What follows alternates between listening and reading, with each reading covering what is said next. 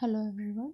आज हम क्लास 8 के लिए वर्कशीट नंबर 9 करेंगे, जिसका टॉपिक है linear equation and one variable. तो देखते हैं हमारे लीनियर इक्वेशन क्या होती है जो वन वेरिएबल में होती है। हम यहाँ लीनियर इक्वेशन के बारे में पढ़ेंगे और हम जानेंगे वेरिएबल्स क्या होते हैं। आपने पहले अलजेब्राइक एक्सप्रेशंस के बारे में लास्ट क्लास में पढ़ा था कि हमारे अलजेब्राइक एक्सप्रेशंस क्या होते हैं। हम किसी भी सिचुएशन को एक मैथमेटिकल फॉर्म में एक्सप्रेस करते हैं, दिखाते हैं, जिसे हम अलजेब्राइक एक्सप्रेशन नाम देते हैं, जहां हम एक्स वाई जेड इन सभी वेरिएबल्स को यूज़ करते हैं। ये हमारे क्या होते हैं? वेरिएबल्स होते हैं। और अलजेब्राइक एक्सप्रेशन में जब हम काउंटिंग्स को यूज़ करते हैं तो उन्हें हम क्या नाम देते हैं? कांस्टेंट नाम देते हैं। उन्हें हम कांस्टेंट्स बोलते हैं। और variable X Y Z P Q R कोई भी हम उन्हें नाम दे सकते हैं अल्फ़ाबेट्स के फॉर्म में। नाउ आपके पास या कहते हैं लास्ट ईयर आप पढ़ चुके हैं अलजेब्राइक एक्सप्रेशंस के बारे में। आइए हम यहाँ पर एक सिचुएशन को देखते हैं।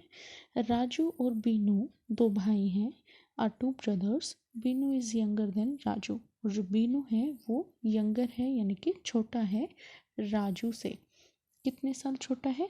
3 years यंगर, 3 साल छोटा है बीनू किससे? राजू से। But we don't know Raju's age. लेकिन हमें राजू की एज नहीं पता, तो हम बीनू की एज भी नहीं निकाल सकते। अब यहाँ पर इस सिचुएशन को हम क्या करते हैं? एज्यूम करते हैं अपने हिसाब से। यहाँ पर जो इन्होंने कंडीशन दी है इसको फॉलो करते हुए, अगर राजू की एज मान लो 12 साल है तो बीनू की एज क्या हो जाएगी? उससे 3 साल कम। 12 से 3 साल कम क्या होगी? 9 साल होगी। When Raju age is 12 years then Binu की एज क्या होगी? 4 years होगी। यहाँ पर इन्होंने टेबल बना ली राजू और बीनू के लिए। राजू की एज जब 12 है तो बीनू की क्या है? 9 है। नाउ वी हैव, अगर राजू की एज 15 years है तब बीनू की एज क्या होगी? फिर से आप -3 कर दें तो ये क्या हो जाएगी? 12 years आ जाएगी। 15 एंड 12। फिर ये कहता है मान लीजिए कि राजू की एज आपके पास क्या है? x years है, तो बीनू की एज क्या होगी? x - 2 हो जाएगी। अब यहाँ पर सिंपली हमारे पास राजू और बीनू की एज में 3 साल का डिफरेंस है, जिसे लेकर हमने यहाँ 3 सिचुएशंस को ड्रॉ कर लिया, जिसमें मेन हमारी सिचुएशन बनती है x एंड x - 3। ये मेन क्यों है? यहाँ पर x की वैल्यू आप कोई भी पुट करेंगे। मान लीजिए x हमने 20 पुट किया तो y हमारा x - 3 क्या आ जाएगा? यहाँ पर -3 कर दीजिए, ये 17 आ जाएगा। तो यहाँ अगर हम राजू की वैल्यू को पुट करेंगे तो बीनू की एज हमारे पास आती जाएगी। इस तरह से हमने इस क्वेश्चंस की सिचुएशन अलग अलग ड्रॉ की। अब यहाँ देखिए, keep in mind X is a variable. X आपका क्या है? वेरिएबल है। The variable allows us to express relation in any particular situation. अब जैसे ये सिचुएशन थी, यहाँ पर हमारे पास एक रिलेशन था कि जो राजू है, जो बीनू है, वो यंगर ब्रदर है राजू का, और बीनू की एज राजू से 3 साल कम है। तो इस रिलेशन को हमने वेरिएबल x को यूज़ करके यहाँ सिचुएशन को ड्रॉ कर दिया। तो किसी भी सिचुएशन में किसी रिलेशन को दिखाने के लिए हम वेरिएबल का यूज़ करते हैं, और वेरिएबल की जगह हम किसी भी लेटर का यूज़ कर सकते हैं, P R L X Y Z कोई भी। तो यहाँ पर इस कंडीशन को आप याद रखेंगे। नाउ हमारे पास आता है, देखिए क्या दिया है, let's discuss one situation in different form. एक सिचुएशन को अलग अलग फॉर्म में एक सिचुएशन को हम क्या करते हैं, अलग अलग फॉर्म में डिस्कस करते हैं। यहाँ 2 स्टेटमेंट हमारी बनाई गई हैं। सरिता हैज़ 10 मोर मार्बल्स देन, सरिता के पास 10 मार्बल ज़्यादा हैं किससे, अमरीन से। अब हम यहाँ पर क्या मेंशन करेंगे कि हम मान लेते हैं अमीना के पास मार्बल है x, तो सरिता के पास कितने होंगे, अमीना के पास जो मार्बल्स हैं उससे 10 ज़्यादा होंगी। यहाँ पर वेरिएबल हमने x मान लिया। Sarita has 10 more marbles than Amina, तो हम अमीना की मार्बल्स को लेट करते हैं कि वो x हैं और सरिता के पास कितनी हो जाएंगी, x प्लस 10 मार्बल्स हो जाएंगी। तो यहाँ पर x तो हमारा वेरिएबल होगा, लेकिन x प्लस 10 क्या होगा, एक्सप्रेशन होगा, जिसे हम अलजेब्राइक एक्सप्रेशन भी बोलते हैं। अब ये कहता है Sarita has 20 marbles which is 10 more than marbles having Amina. अब ये कहता है कि सरिता के पास 10 मार्बल्स हैं जो कि 20 मार्बल्स हैं जो कि 10 ज़्यादा हैं किससे, अमीना से। अब यहाँ पर हमने मान लिया अमीना के पास है x मार्बल, तो सरिता के पास कितनी है, x प्लस 10 मार्बल्स हैं, लेकिन यहाँ ये एक्सप्रेशन है और ये वेरिएबल है। अब यहाँ पर आपको कहा गया है कि सरिता के पास कितनी मार्बल्स हैं, 20 मार्बल्स हैं, आपको बता दिया गया।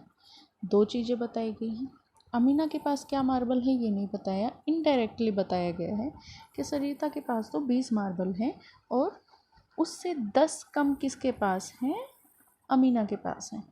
तो यहाँ पर x प्लस 10 किसके पास, सरिता के पास मार्बल हुई और x प्लस 10 इक्वल टू हमने क्या रख दिया, सरिता की मार्बल्स के इक्वल रख दिया। एक्सप्रेशन में अगर हम देखें तो x प्लस 10 मार्बल्स हैं सरिता के पास which is 10 more than marbles having Amina. अब हमने सरिता की मार्बल्स को देख लिया, तो 10 मोर अगर हम माने अमीना के पास x हैं तो उससे 10 ज़्यादा किसके पास है, सरिता के पास है, यही बोला गया है। और वो कितनी है टोटल, 20 हैं। तो यहाँ पर हमने फिर x प्लस 10 को इक्वल रख लिया 20 के, जो कि सरिता के पास मार्बल है, और यहाँ से हम x भी कैलकुलेट कर सकते हैं।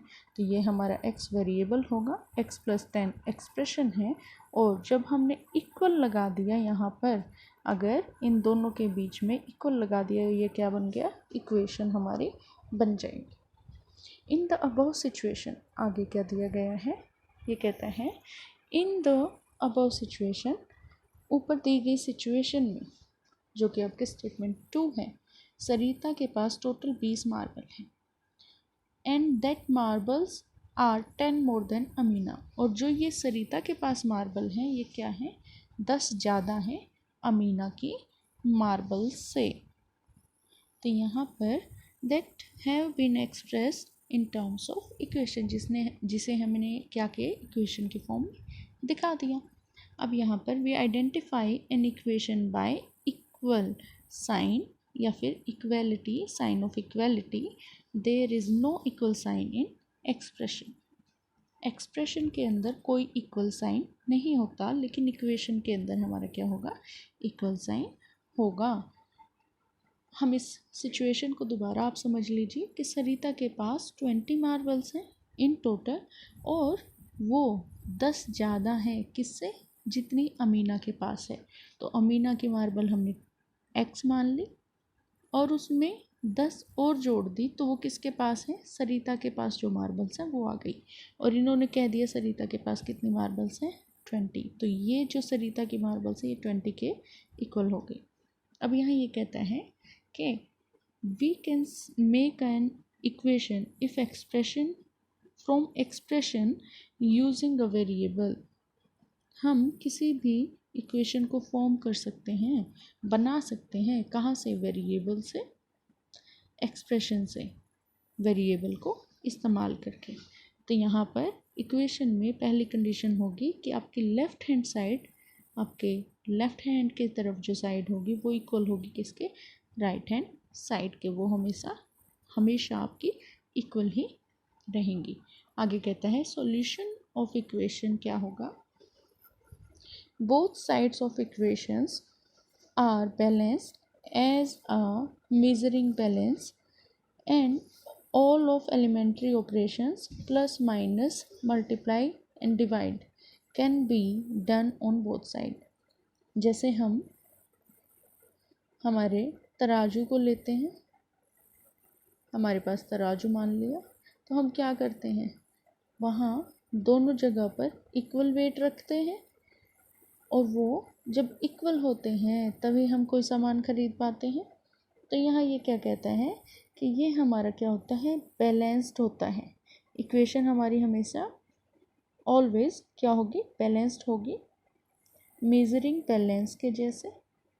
और ऑल द एलिमेंट्री ऑपरेशंस, अगर हम एक साइड में लेफ्ट हैंड साइड में प्लस माइनस मल्टीप्लाई या डिवाइड कुछ भी करते हैं तो वही हम क्या करेंगे, राइट हैंड साइड में भी करेंगे।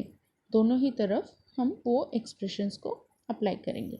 अब आपके पास ये कुछ क्वेश्चंस आते हैं जहाँ पर आपको कहा गया है find out the linear equation. आपको लीनियर इक्वेशन को फाइंड आउट करना है इन वन वेरिएबल। ये जितने भी आपको दी गई हैं इनमें वन वेरिएबल की लीनियर इक्वेशन बनाइए, फाइंड आउट कीजिए और एनसर्कल करें the given equation against the serial number. Serial number के अगेंस्ट उनको एनसर्कल भी आपको करना है। तो आइए इनको करते हैं।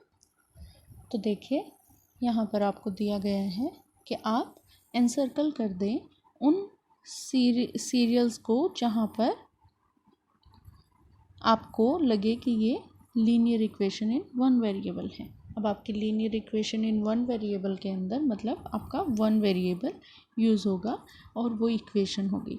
अब यहाँ फर्स्ट पार्ट को देखिए, x + 3 = 5। यहाँ पर आपका एक ही वेरिएबल यूज़ होता है x, इट मीन्स ये linear equation in one variable है। तो आपको इक्वेशन के अगेंस्ट क्या करना है, सीरियल को एनसर्कल करना है। तो हम यहाँ पर 1 को एनसर्कल कर देंगे। ये हमारा linear equation in one variable है। अब यहाँ देखिए कितने वेरिएबल हैं, यहाँ y यूज़ होता है ओनली वन वेरिएबल, तो इसे भी हम एनसर्कल करेंगे। ये भी linear equation in one variable होगी। थर्ड पार्ट में अब देखिए p वन वेरिएबल है तो linear equation in one variable, हम इसको एनसर्कल करेंगे। अब आप फोर्थ पार्ट देखें, फोर्थ पार्ट में आप कहेंगे कि आपको यहाँ कंफ्यूज नहीं होना है, आप डायरेक्ट यहाँ 3 को 2 से मल्टीप्लाई करेंगे तो ये क्या आ जाएगा, 6 आ जाएगा। 3 आपका यहाँ आकर 2 से मल्टीप्लाई हो जाएगा। फिर भी यहाँ पर t सिर्फ एक ही वेरिएबल है, तो यहाँ एक ही वेरिएबल होने से ये linear equation in one variable, तो हम इसको भी एनसर्कल कर देंगे। नाउ फिफ्थ पार्ट में आपका x एक वेरिएबल यूज़ होता है तो ये भी linear equation in one variable और इसको भी हम एनसर्कल करेंगे। अब यहाँ देखिए x, y and z sixth part में आपके 3 वेरिएबल्स हैं तो इसको हम एनसर्कल नहीं कर सकते हैं क्योंकि ये हमारी लीनियर इक्वेशन इन 3 वेरिएबल है। 3 वेरिएबल्स यूज़ हो रहे हैं, वन वेरिएबल नहीं है। अब यहाँ देखें, आप कंफ्यूज ना हो क्योंकि यहाँ x और x दिया है, आप कहेंगे 2 वेरिएबल है, नहीं, ये सेम वेरिएबल है। तो यहाँ हम क्या कर सकते हैं, क्या आप 2x को इधर ले जा सकते हैं या इस x को इधर ला सकते हैं। क्या होगा, इवेंचुअली यहाँ पर x इधर आ जाएगा तो क्या होगा, माइनस हो जाएगा और माइनस होकर x ही बचेगा। इट मीन्स आपके पास कितने वेरिएबल्स होंगे, x ओनली वन वेरिएबल है तो इसको हम एनसर्कल कर देंगे linear equation in one variable. अब यहाँ देखिए x, y and z 8 part में, तो इसे हम एनसर्कल नहीं करेंगे क्योंकि ये लीनियर इक्वेशन इन 3 वेरिएबल है। तो इस तरह से आपकी ये वर्कशीट नंबर 9 कंप्लीट होती है।